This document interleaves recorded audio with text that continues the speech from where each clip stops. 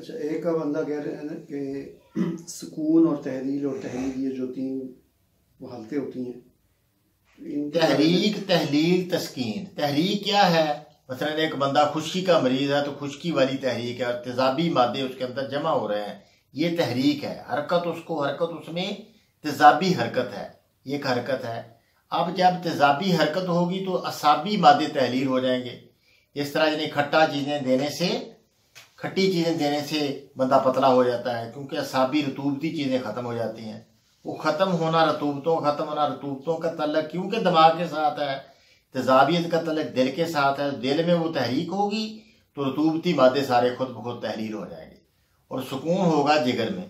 جگر نے کیا کام کرنا ہے؟ جب خشکی بڑھ جائے تو جگر نے کیا کام کرنا ہے؟ جگر تو بیچارہ پرسکون ہو جاتا ہے۔ وہ پتے میں پتھری تبھی تو پیدا ہوتی ہے کہ صفرائی نہیں اس سے پیدا ہوتا بیچارے سے۔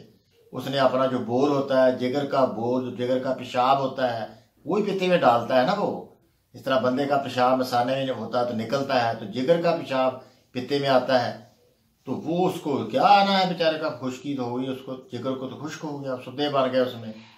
تو وہ کب سدے بنیں گے؟ جب خشکی آ جائے گی۔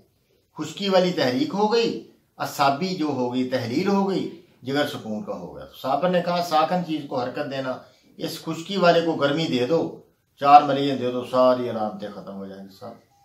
وہ جگر میں پھر تحریک ہو جائے گی تو دل میں تحلیل ہو جائے گی، عضلاتی مادے تحلیل ہو جائیں گے، اعصابی مادے ساکن ہو جائیں گے، تو سارا بندہ بہترین ہو جائے گا۔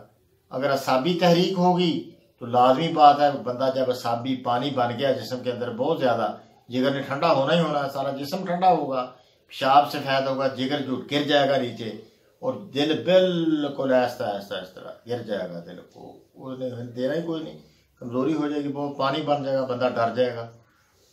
تو یہ اعصابی تحریک ہے۔ اعصابی کی تحریک میں تحلیل جو ہے وہ جگر میں ہوگی۔ پہلے تحلیل کی بات کرتے ہیں۔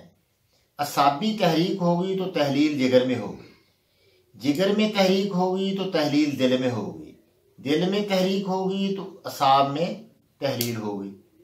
اب آ جائیں سکون۔ سکون کیسے ہوگا؟ اعصاب میں تحریک ہوگی تو دل میں سکون ہوگا، جگر میں تحریک ہوگی تو اعصاب میں سکون ہوگا۔ تو جب پھر جگر میں تحریک ہوگی تو سکون ہو جائے گا اعصاب میں، عضلات میں ہوگا اپنا تحریک ہوگی تو جگر میں سکون ہو جائے گا۔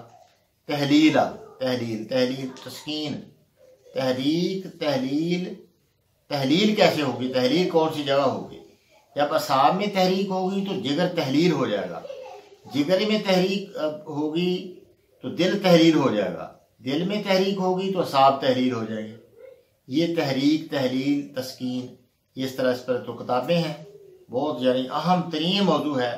یہی تو بنیاد ہے ہمارے علاج کی، کہ کس جگہ کچھ تحریکی بیماریاں ہوتی ہیں، کچھ تحلیلی ہوتی ہیں، کچھ یعنی ایک عورت نے لیمو کھانے شروع کیے، پہلے میں نے آپ کو بتایا تھا ادھر، تو اس کی تحریک ہو گئی، یعنی وہ تحریک جب جگر دل میں ہوئی اس کے تو اتنے اعصابی مادے تحریر ہوئے، بیچاری سوکھ گئی، سوکھتی وزن اس کا اتنا کم ہوا، 20 سے رہ گیا، پھر 15 سے رہ گیا، 14 سے رہ گیا، 12 سے رہ گیا، تو بہت ہی ہو گئی۔